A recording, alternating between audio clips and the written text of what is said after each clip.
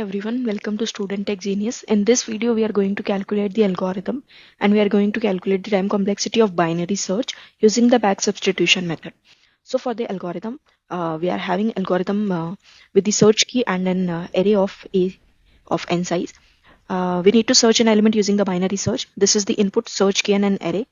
Output is written the index of the position of the search key. Whatever the key we are searching, we need to return the index for it. So we are initializing the left key with 0, right key with n-1, which is the array size. After that, we are going to run a loop. When the left hand side is lesser than right hand side, what we need to do, we need to calculate the middle part and we need to compare that middle part to the search key.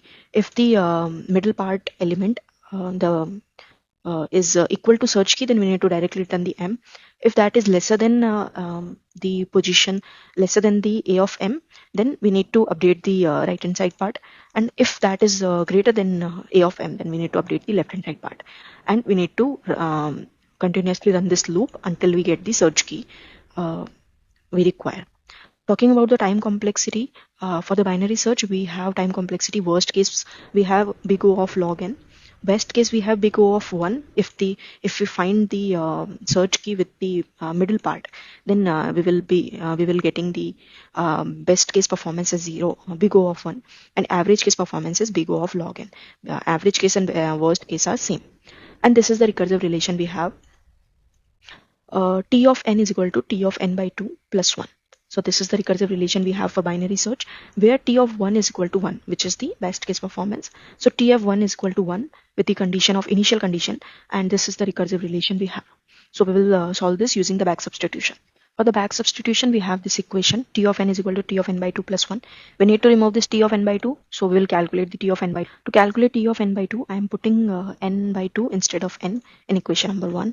So after putting n instead of n by 2 in equation number 1, I am getting T of n by 2 is equal to T of n by 4 plus 1. So this T of n by 2 value I am putting in equation number 1. So after putting the value of T of n by 2 in equation number 1, what I get is T of n is equal to T of n by 4 plus 2. After that, I need to remove this T of n by 4. So I need to calculate the T of n by 4. So for T of n by 4, I need to put n by 4 instead of n in equation number 1.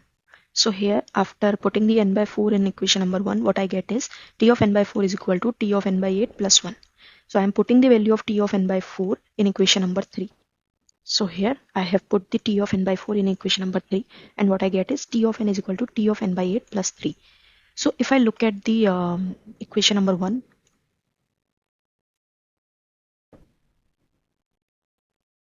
equation number 3, and equation number 5.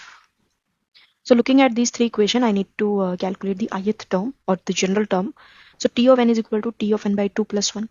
T of n is equal to T of n by 4 plus 2. So 4 can be written as 2 power 2. And T of n is equal to T of n by 8 plus 3. 8 can be written as 2 power 3. So for the ith term, if I write, so this can be written for the ith term. T of n is equal to T of n by 2 power I plus I. Now I need to remove this t function from this right hand side. So what I can do is I need to put in equation 6, put n is equal to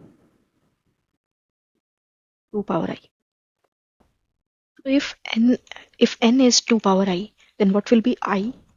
So I will be log n.